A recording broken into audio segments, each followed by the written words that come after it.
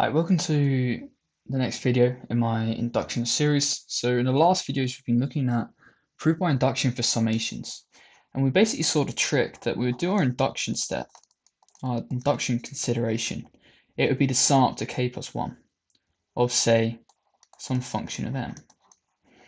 What we could then do is we could split this up like so. And then this on the right would allow us to use our assumption, which is the whole goal of induction. We want to use our assumption to prove the overall thing.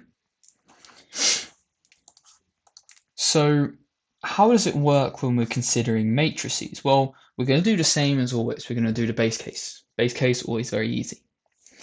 And then what we're going to do is we're going to do our assumption. So our assumption will be true for n equals k. And then after this, we're going to have to somehow involve our assumption. So we're going to consider the k plus 1 term. So we're going to consider, say, the matrix m to the power of k plus 1. And we're just going to use this little fact. M times m to the k. This here will then allow us to use our induction step. So very similar to what we saw in summations. Very, very similar.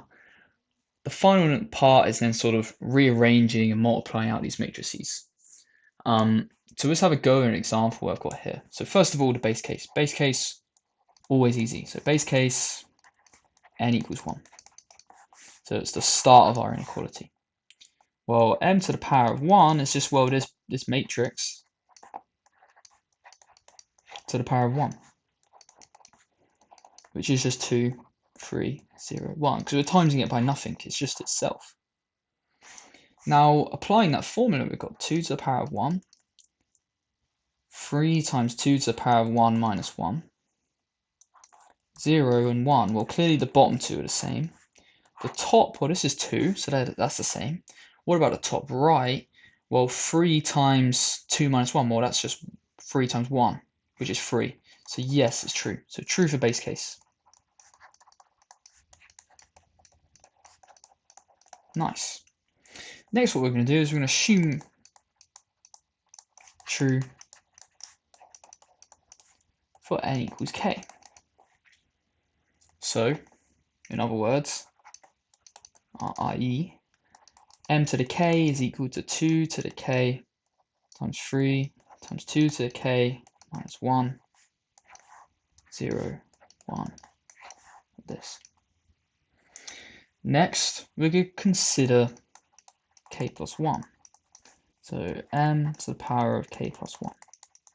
Now note, and this is something you'll want to start to get into the habit, the k plus 1 we're expecting, this is what our target is. You want to write this because it's going to help you. Our target is 2 to the k plus 1, 3 times 2 to the k plus 1 minus 1, 0, 1. This is our target. So expanding this using the trick above, we get to here. Now we know that m very simply is 2, 3, 0, 1. We know by our induction step, so we're finally using our assumption, which we must always use this assumption, is 2 to the k times 3 times 2 to the k minus 1, 0, 1. Now we can start to multiply out these matrices. So first of all, first row times first column. So 2 times 2 to the k, 3 plus 3 times 0. That's just 2 to the k plus 1. Next, we have second row times first column. So 0 times 2 to the k, 1 times 0. So that's just 0. Next, we have first row times second column. So we have 2 times 3 times 2 to the k minus 1 plus 3 times 1, so 3. And then finally we have second row times second column. So 0 times 3 times blah, blah, blah. That's just going to be 0. Plus 1 times 1. Next, we have 2 to the k plus 1. We can take out a factor of 3. Remember, our goal is to create a factor of 3 at some point. The really good thing about writing these targets, and this is the same for trig identities when you look at that topic, is it gives us a good way of crafting what we're after. So I've got a factor of 3 in my target. So I should bring out a factor of 3. The rest should all just collapse to become this. So we get 3 times, well, 2 times 2 to the k minus 2 times 1 plus, well, I've taken a factor of 3 out here, so this is going to be 1. So I've expanded the 2 here, and I've factored out 3 here. 0, 1. Finally, what this gives us, 2 to the k plus 1, 3 times 2 to the k plus 1, and well, I've got minus 2 plus 1, so we've got minus 1. 0 and 1. And well, if you look at our target, this is exactly what we're after. Finally, our conclusion, so as true, for n equals k plus 1, when true for n equals k,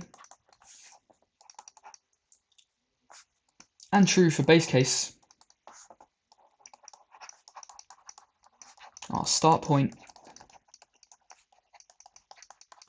it must be true for all n greater than or equal to 1 by mathematical induction. Now actually, you can kind of like guess these things. So at the top here, you see that we're told this fact. You may see some questions where we're told to sort of guess it.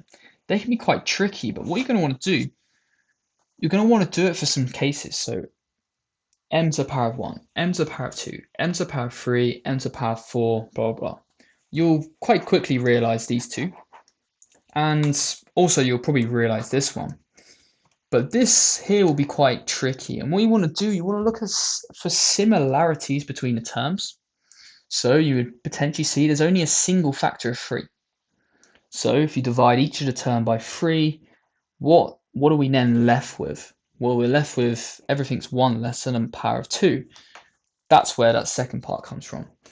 But this sort of guessing of what the formula is going to be can be very tricky, and takes quite a bit of practice with different questions. But as always, have a look at the lecture notes that I put in the description. There's some sort of sample questions. In future with these induction problems, potentially what you might want to do, might want to try solve them before we go through them. And with the other examples that I've put in the lecture notes, try solve them before we go through them together. Because it's going to help you a lot. You're going to try, you're maybe going to fail, but once you see the solution, you're going to see why you failed, and you can fix that for your next sort of attempts. But yeah, thanks for watching, and in the next video we'll go through divisibility.